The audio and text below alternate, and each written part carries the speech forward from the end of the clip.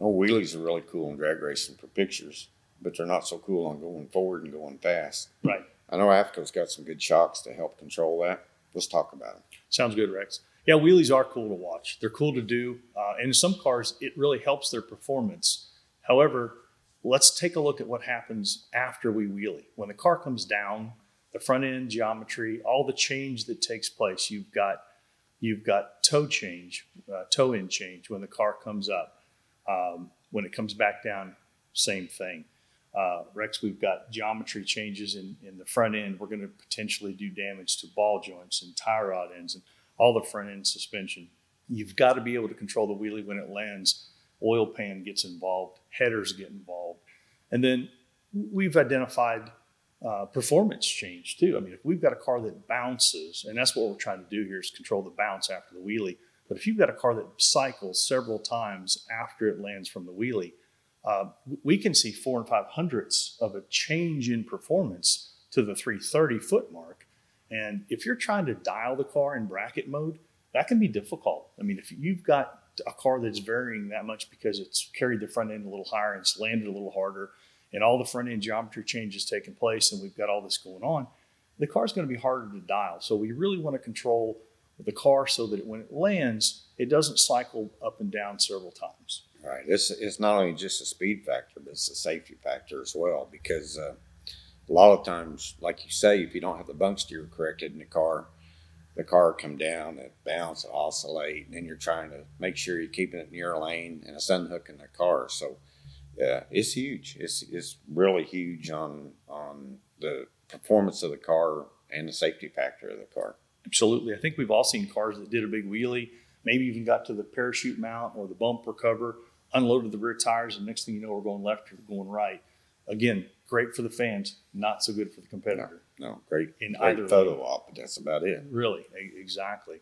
If you think about the history, AFCO has been involved in trying to control the landings from wheelies for about 15 years or so.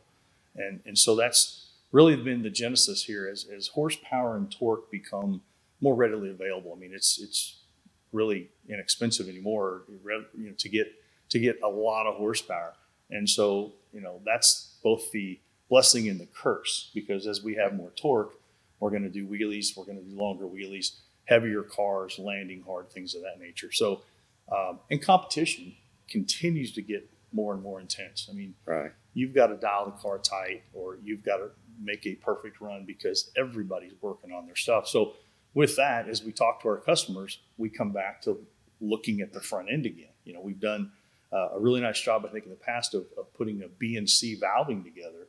But now, again, at the track, talking to people, there's a need to go back and fine-tune our valving a little bit here. Yeah, and when it comes to power adders to your car, a lot of time we'll start off with a carbureted car, so we're not getting a real strong launch, and then we go to a nitrous setup, and now the car is really launching hard and wheeling hard. And then you go to a turbo deal where you're a little softer on the launch, but then the car will carry wheelie on out.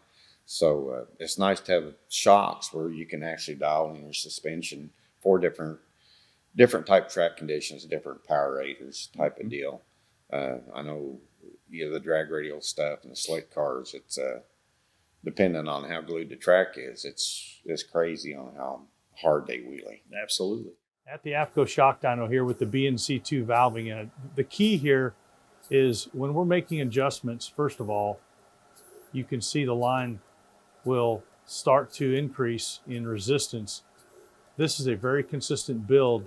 But again, the bigger value here is in helping cars land after they do a big wheelie. All through the range of shaft velocity, this shock just continues to perform and continues to provide damping rate all the way through. So as we're really starting to push our cars and wheelies become more prevalent, we've got to have the car land smoothly and softly so that we can dial the car more predictably. We can be a little bit more consistent. We know what we're looking for. And again, we're not damaging components, parts, oil pans, headers, ball joints, things of that nature. But we also have a car that goes A to B every time. And again, backs up what we're expecting it to run.